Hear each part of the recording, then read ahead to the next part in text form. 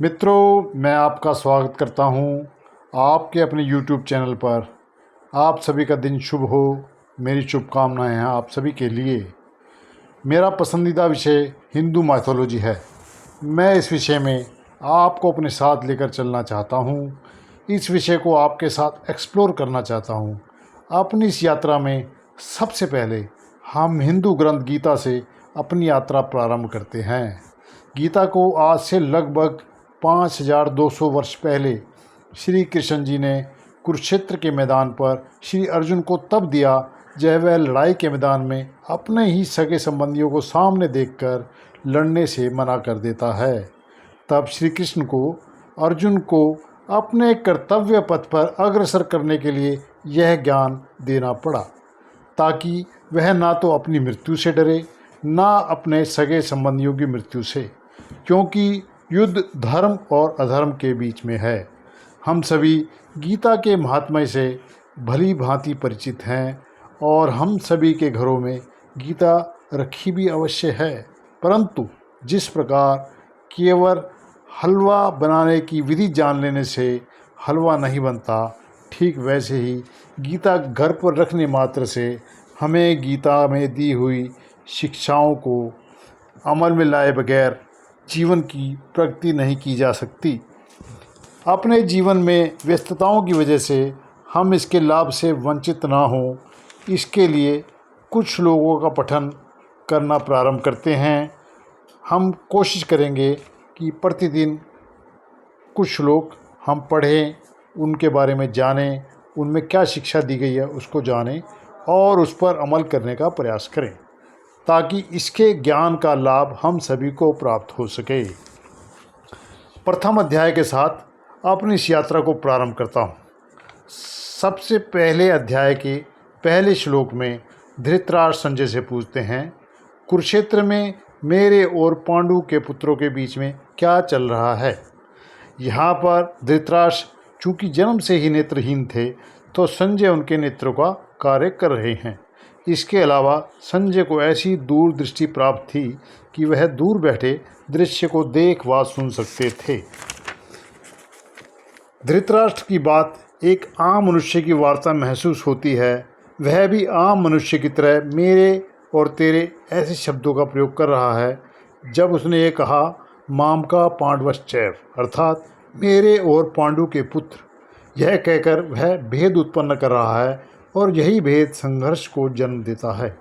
संपूर्ण सृष्टि में कोई भेद नहीं है, परंतु मनुष्य मोह के वशीभूत होकर उसमें विभाग कर लेता है, उसमें भेद कर लेता है और यह कहता साधारणतः मिलेगा आपको कि यह घर, गांव, प्रांत, देश, आकाश, जल मेरा है और वह तेरा है। इस मेरे और तेरे के भेद से ही संपूर्ण संघर्ष उत्पन्न होते हैं। महाभारत का युद्ध भी मामका और पांडवा इस भेद के कारण प्रारंभ हुआ है। प्रथम श्लोक में हिंदू धर्म की एक और विलक्षणता की ओर मैं आपका ध्यान खींचना चाहता हूँ। हिंदू धर्म में प्रत्येक कार्य जीव मात्र के कल्याण का उद्देश्य सामने रखकर ही करने की इसमें प्रेरणा दी गई है।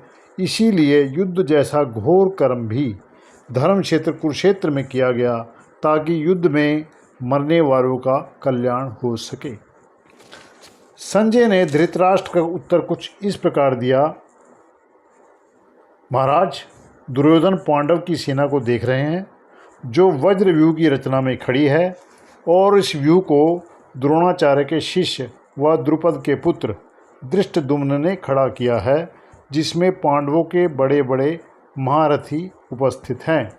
युद्ध में भीम, अर्जुन, सात्यकी, राजा विराट, राजा द्रुपद, धृष्टकेतु, चेकितान, काशीराज, पुरुजित, कुंतीभोज, शैव्य, युधामन्यु, उत्तमोजा, अभिमन्यु व अन्य द्रौपदी के पांचों पुत्र विद्यमान हैं। इन सभी का नाम लेकर दुर्योधन अपनी सेना के महारथियों का नाम भी द्रोणाचार्य के सम्मुख लेता है।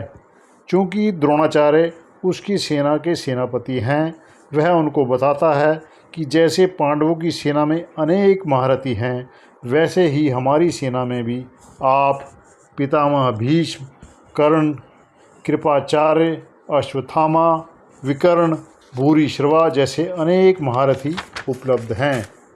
द्रोणाचार्य को चुप देखकर दुर्योधन के मन में विचार हुआ कि शायद हमारी सेना पांडवों पर विजय करने में असमर्थ है। 11वें श्लोक में दुर्योधन अपनी सेना के महारथियों से कह रहा है कि आप सबके सब लोग अपने अपनी जगह पर दृढ़ता से रहते हुए निश्चित रूप से पितामह भीष्म की चारों ओर से रक्षा करें। तब कौरवों की ओर से भीष्म पितामह ने जोर से शंख बजाया। आज के लिए इतना ही, कल पुनः मिलेंगे। आपका दिन शुभ रहे। अगर आपको मेरी कही हुई बात में कुछ भी गलत लगता है तो आप उसको कमेंट में मेरे तक पहुंचाएं। मैं उसका उत्तर देने का आपको पूरा यत्न करूंगा। अगर आपको ये अच्छा लगा है तो मेरी आपसे विनती है कि इसको सब्सक्राइब करें, शेयर करें और लाइक का बटन दबाना ना भूलें। धन्यवाद।